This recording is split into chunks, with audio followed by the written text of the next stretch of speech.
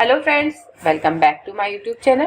Friends, अगर आप railway के एग्ज़ाम्स की तैयारी कर रहे हैं, रेलवे एनटीपीसी या एसएससी के एग्ज़ाम्स की तैयारी कर रहे हैं, तो आपके लिए आज का वीडियो एक मोस्ट इम्पॉर्टेंट वीडियो है। फ्रेंड्स, कोई भी गवर्नमेंट एग्ज़ाम्स हो, चाहे वे कोई स्टेट लेवल का एग्ज़ाम्स हो या फिर सेंट्रल लेवल का एग्ज़ाम्स हो, आप सभी को पता ही है कि मैथ्स, न्यूमेरिकल एप्टीट्यूड जो होता है एक इम्पॉर्टेंट रोल प्ले करता है। मैथ्स एक ऐसा इम्पॉर्टेंट पार्ट होता है जो कि टाइम टेकिंग भी होता है और डिफ़िकल्ट भी होता है। तो इस पार्ट को जो है आपको अच्छे से कवर करना है। इस पार्ट की जितनी ज़्यादा आप प्रैक्टिस करेंगे उतने ही ज़्यादा मार्क्स आप ला पाएंगे।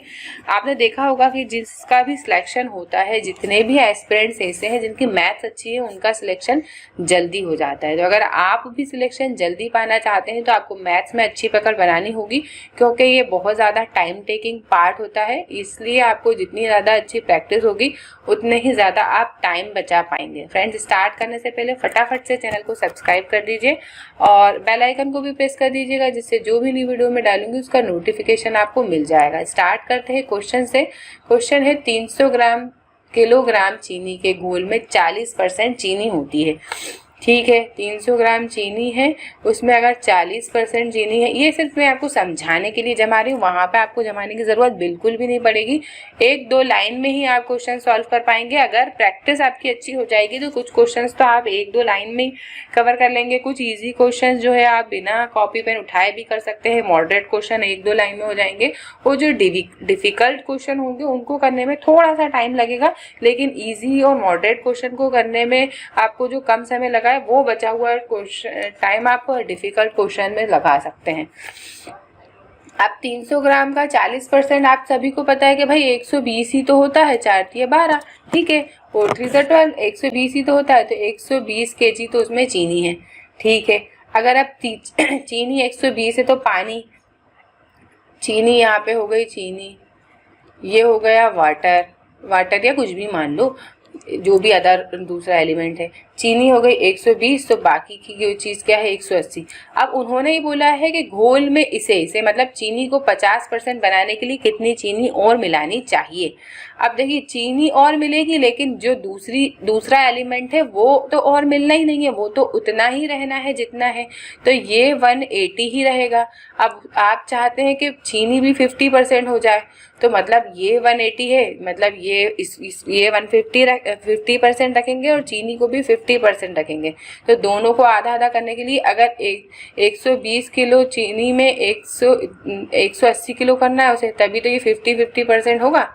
देखिए, आप समझ रहे हैं ना, मतलब इसको 60 kg और मिलाना पड़ेगा। सीधा सा दिख रहा है ये, मतलब बिना कॉपी पेन उठाए भी आप इसे सॉल्व कर सकते थे। सिर्फ समझाने के लिए मैंने आपको एक कॉपी पेन उठा के समझाया, वरना आप इसे बिना कॉपी पेन उठाए भी कर सकते थे। अब दोनों 50% हो जाए, उसके लिए आपको दोनों को 180 kg होना चाहिए। ठीक है ना, तो अब ये 180 kg करने के लिए 120 kg में 60 kg मिलाना पड़ेगा। अगर 60 kg मिला देंगे तो ये 180 किलो हो जाएगा, क्योंकि हमें इसे चेंज नहीं करना है, सिर्फ हमें इसी को चेंज करना है, चीनी को।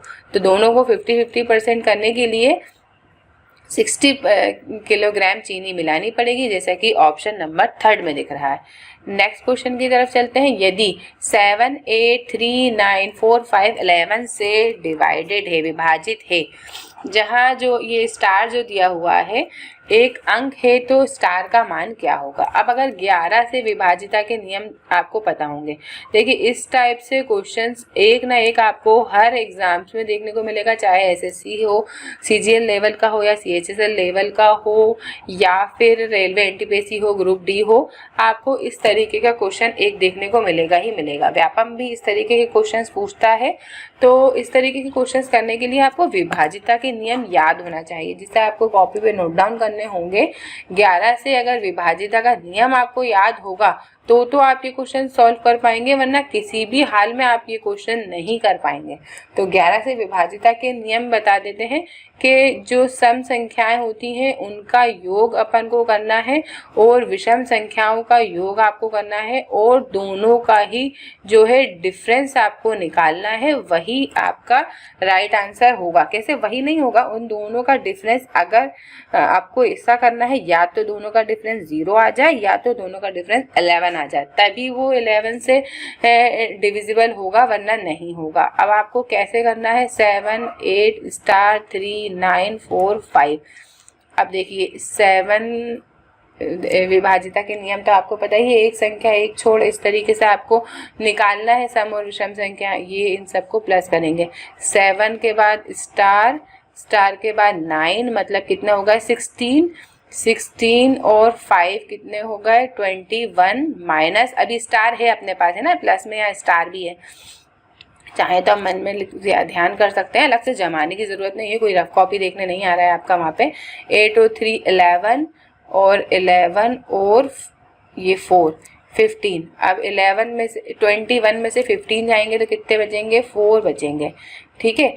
अब हमें क्या करना है 21 6 बचेंगे, सॉरी गलती से मैंने 4 बोल दिया, 6 बचेंगे। लेकिन आपको कितना चाहिए, अब 0 से तो 0 तक ले जा नहीं सकते, क्यों नहीं ले जा सकते, क्योंकि अगर हम कुछ भी रखेंगे तो 6 से तो ज़्यादा ही आएगा या 6 आएगा।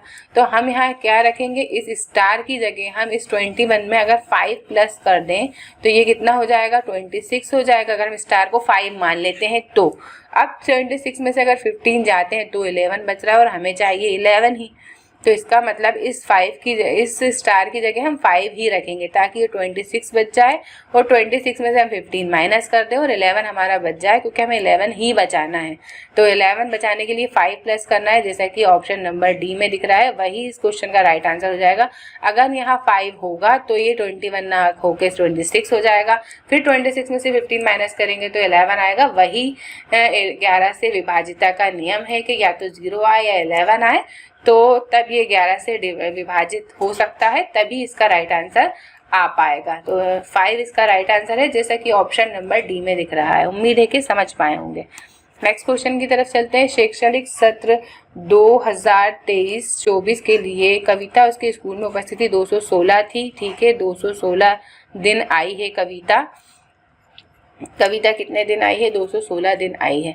अब उसकी उपस्थिति की गणना करने पर ये देखा गया है कि उसकी उपस्थिति जो है 90% है, मतलब परसेंट में कितनी है 90% है।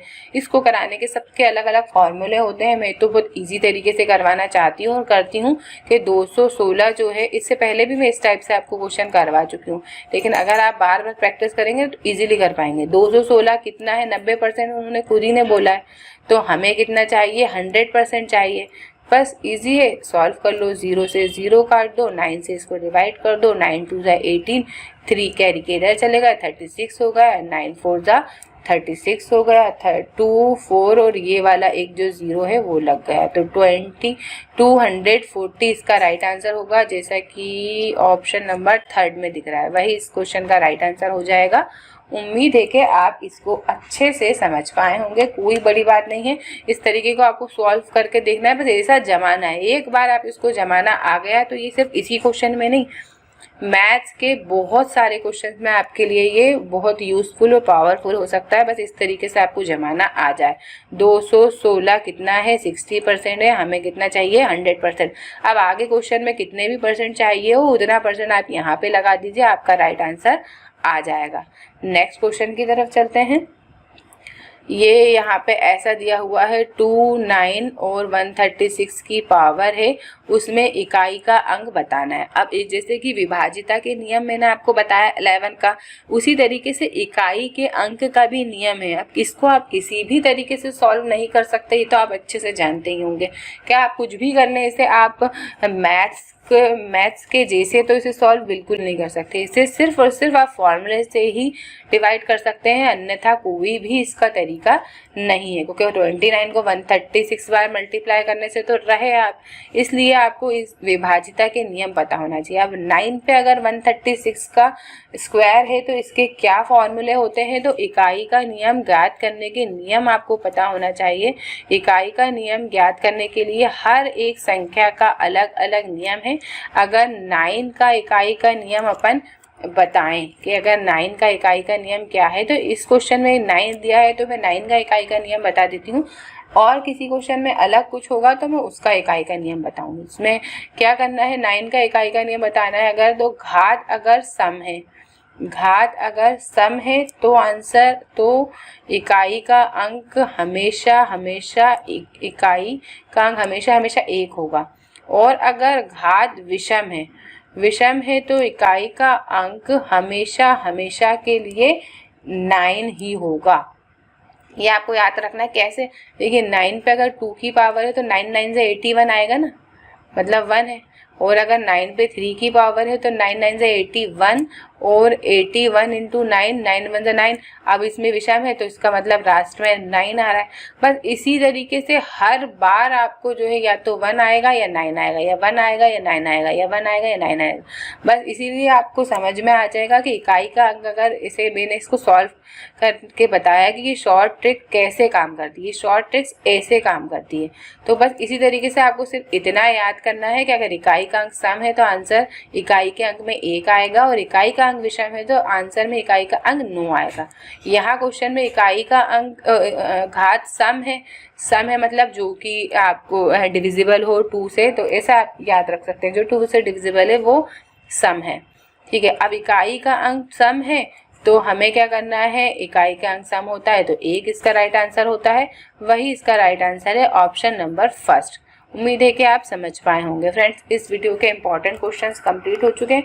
अगर आपको मेरा वीडियो पसंद आया है तो वीडियो को लाइक करें, चैनल पर नए हैं तो चैनल को सब्सक्राइब करें, कुछ ना कुछ कमेंट्स ज़रूर करें। आपके साथ और भी एस्पिरेंट्स जो कि एग्जाम्स की तैयारी कर रहे हैं उन्हें मेरा ये वीडियो ज़रूर शेयर करें। नेक्स्ट वीडियो जल्द से जल्द लेकर आऊँगी मैं। तब तक के लिए मेरी तरफ से आप सभी को best of luck and good bye.